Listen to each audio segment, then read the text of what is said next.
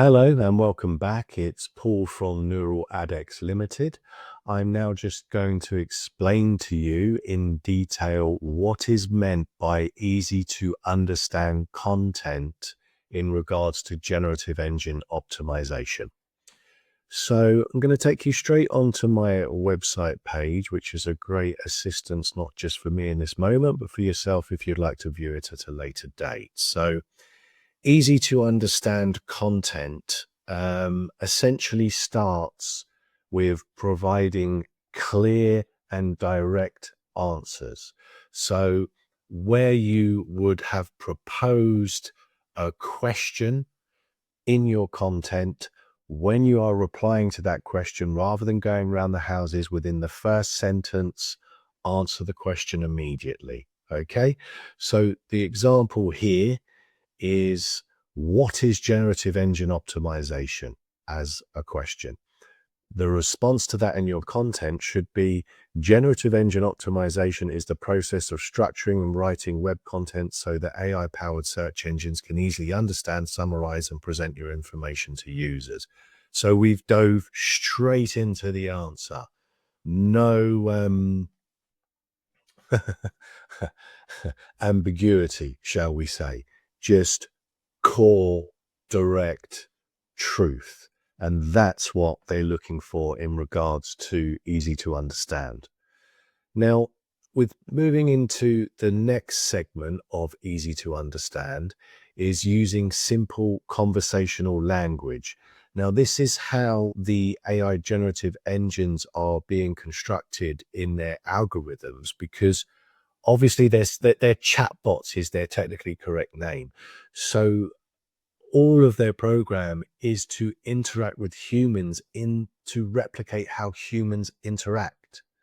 So conversational language is how we interact. So we don't have to be overly technical or complicated, because these systems are designed to have a preference for natural human language. So that is what we need to replicate.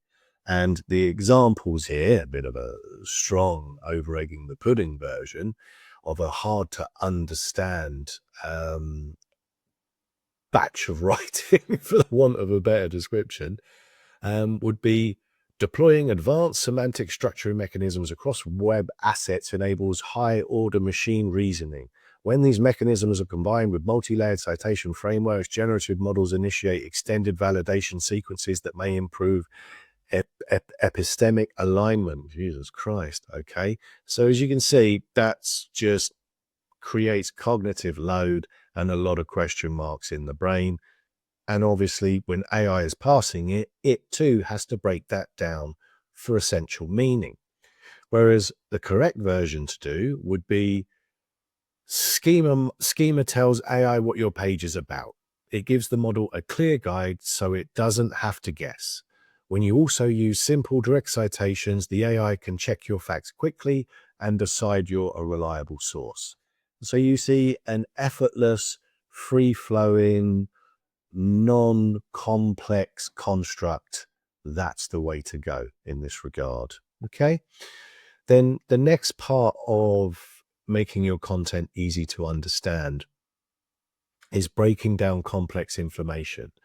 So if you have a paragraph that, let's say, is 12 sentences long, you can condense that down into just being 3 core bullet points. As in this example here, you've got the benefits of GEO. Rather than a 12-sentence paragraph, you could just condense it down to these 3 bullet points, which are: increases your website's visibility in AI search, makes your content easier for both humans and AIs to read, and it helps users find answers faster. Okay. Then the next attribute to employ in regards to making your content easy to understand is to use descriptive headings and subheadings. So you want to organize content with clear logical headings. So obviously that structure is the H1 for your main heading, and then you'd have a lot of H2 subheadings, and then some H3 headings, which are just nesting under the H2. And you want to make the heading specific and informative. An example of this is rather than a H2 title being introduction on a page, rather you might title it How Generative Engine Optimization Improves Search Visibility. So that's a much more human way of communicating the information rather than, you could say, a more sort of like scientific, academic structured version, which would be introduction as per this example. Okay.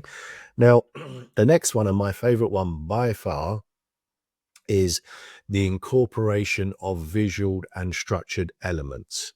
So in this context, rather than just writing paragraph after paragraph, you can use multimodal content. So by that, you can implement infographics, you can implement graphs, tables, charts, videos, even audios like podcasts and things of that nature. So don't just use standardized text, because AI appreciates a wide variety of methodologies to communicate things which are perceived as easier to comprehend by users on a website. So as you see here, the instruction, it says add images, infographic, tables, call out boxes to illustrate key points and break up text. So it says here, bullet point list can quickly be scanned for main ideas. Kind of touched on that earlier. Infographics to help people visualize complex process. FAQ section to address common user queries. Yeah, they're sort of the core. I mean, I need to add to this because I did this some time ago. But the other elements that I was touching on are key ingredients for easy to understand as well. Now, the next element of making the content easy to understand, and this is additionally a crucial one, not one to overuse that word, but the core essence of it applies here. Schema markup. Now, schema markup in essence just gives great detail to the AI generative engine about your website. I don't know how much you know about how chatbots interpret websites, but it's somewhat of a vague, brief comprehension they have when they parse your website. So if you are providing schema markup, you are giving them a much more detailed version of your website. So therefore, you have much more chance of them understanding what your speciality is. And when particular questions or queries are proposed inside their AI platforms, they're much more likely to use your content because they're going to see you as a source of detailed authority. So schema markup is very important. And the next one, write for conversational and long tail queries. So yes, now when you think about it, a lot of people are using, as I do, the voice option on the chatbots where you can just talk to it. So the natural flow of human language is more and more coming into play. And so with that being delivered to the chatbots, they're going to seek content that is of a similar construct. So if your headings and subheadings are designed that way, then you've got much more chance of the AI generative engine picking your content over a competitor. The next one here that we have is highlighting key information. So with that, simply in the content that you're putting on your web page, key elements that you want to emphasize to the reader, you can just, as per this example here, you could highlight it in a different color, and then the actual conclusion of the point that you're highlighting, you could put in bold, as I have done here, for example, just to make it leap off the page and stand out to the user. Finally, you can employ methods of checking how effective your structure of easy to understand content is by using tools to check the readability, like Flesh Reading Ease is one tool, and you want to aim for a score that matches your calculated audience's reading level. Whatever that is will be dependent on the industry that you specialize in. Okay. You've got also tools like Yoast and Rank Math, which will help and measure your readability scores if you wanted to know some others that you can fall back on. Okay. All right. Well, I've conveyed as best as possible in this short little video of what easy to understand is in regards to generative engine optimization. I'm sure you may have questions or queries on the matter. And if indeed that is the case, do feel free to get in contact and I will reply to you as soon as possible. All right. As always, guys and gals, thank you so much for watching and be well.